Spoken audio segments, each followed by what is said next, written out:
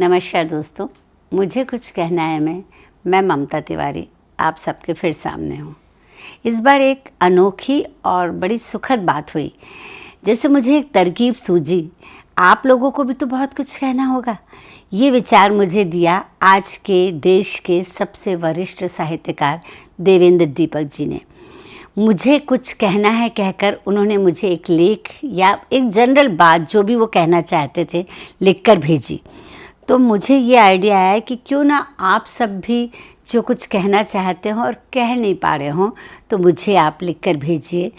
अगर आपको मेरी आवाज़ पसंद है तो मैं उस आवाज़ में उसको रिकॉर्ड करके सबके सामने लाऊंगी ताकि लोग आपकी बात सुन सकें। उनका परिचय व कुछ तस्वीरें, इस तरह से आप अपनी भी तस्वीरें, परिचय कुछ भी भेज सकते हैं।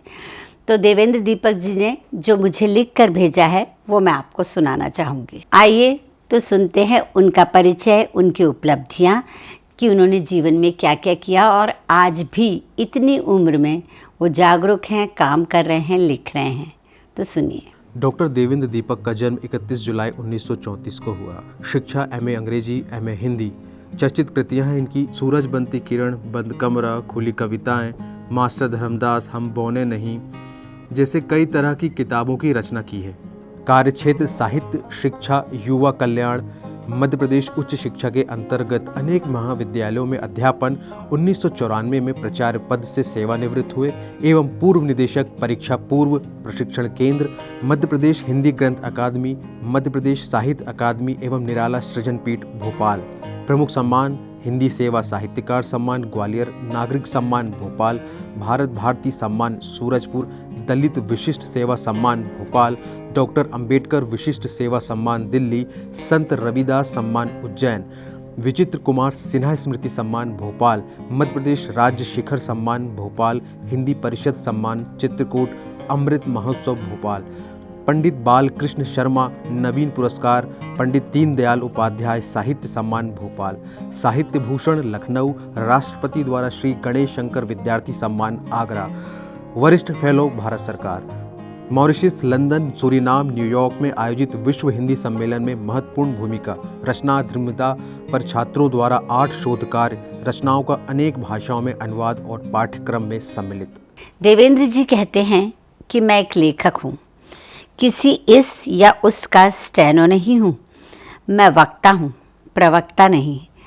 जन्म पत्र के अनुसार मैं 90 की आयु में भी एक जीवंत कंठ हूँ, किसी का भोंपू नहीं।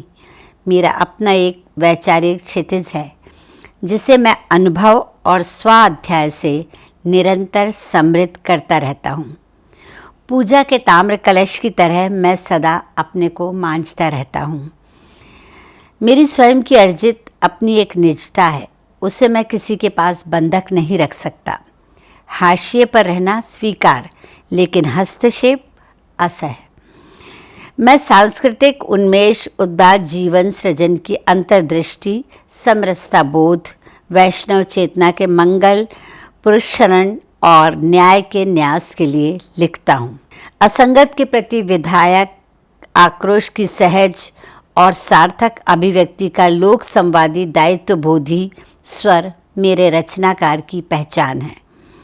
अलक्षित और उपेक्षित के प्रति मैं और मेरा रचनाकार सदा समर्पित रहा है। सांस्कृतिक उन्मेष के लिए, करुणा और प्रेम को, सामाजिक समरसता के लिए, सामाजिक और आर्थिक न्याय को तथा भारतीय अधिष्ठान के लिए निष्ठा को आवश्यक मानता रहा हूँ। मेरा प्रत्येक शब्द कर्मानुमोदित है। मैंने जो कहा और लिखा वह मेरे अंतरंग और व्यवहार का अविच्छिन्न पक्ष है। मैंने अपनी जिस आस्था भूमि पर कल खड़ा था, आज भी उसी भूमि पर उसी समर्पण भाव से खड़ा हूँ। मुझे वेदरकॉक लोग पसंद नहीं हैं। अपने पक्ष को रखने के लिए लिखने के अतिरिक्त मैं यथा आवश्यकता एक एक्टिविस्ट भी रहा हूँ। मैंने उसकी कीमत भी चुकाई है, सत्याग्रह भी किया, गिरफ्तारी भी दी। मैं जहाँ भी रहा वहाँ भूमिपुत्र बनकर रहा, वहाँ की नई पीढ़ी के विकास के लिए सदा सक्रिय रहा। लेकिन एक बात का सदा ध्यान रखा, मैंने उन्हें धरती दी, उनका आकाश सीमित नहीं किया। दूसरों की बात शांति से सुनना और अपना पक्ष दमदारी से रखना, ये मैंने अपने समशील वरिष्ठों से सीखा है। सार्थक विमर्श के लिए अनेकांतवाद को ज़रूरी मानता हूँ।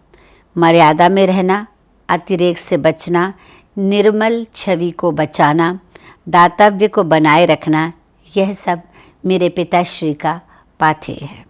और इसी परिप्रेक्ष्य में परिवार की सहमति से लिया देहदान का संकल्प मेरे निधन के बाद मेरी देह भोपाल के एम्स को सौंप दी जाए। जो भी लिखा वह न पहेली है, न चुटकुला, न वाचाल है और न निपट गूंगा। पाठक से सार्थक संवाद के लिए सहज संप्रेषण हेतु सचेत व्यंजना गंधी अमिधा के विकास से कथन को पारदर्शी बना लेता हूँ। मेरी चेष्टा है कि मेरी कलम कुआं खोदे, खाई नहीं। अंत में एक आवश्यक बात, मैं एक भारतीय लेखक हूँ और भारतीय लेखक होने के नाते भारतीय चित्ती और विचार निधि से जुड़े रहने में गर्व का अनुभव करता हूँ। भारतीयता को छोड़कर वैश्विक होने की कोई लालसा नहीं। डॉक्टर देवेंद्र दीपक। बहुत बहुत शुक्रिया देवेंद्र जी। मैंने आपकी ये बात पढ़ी तो मेरा ऐसा लगा दिल से एक एक शब्द आपने निकाल के लिखा है, और आपको बहुत बहुत बधाई देती हूँ कि लोगों तक ये बात दूर तक पहुँचेगी। शुक्रिया।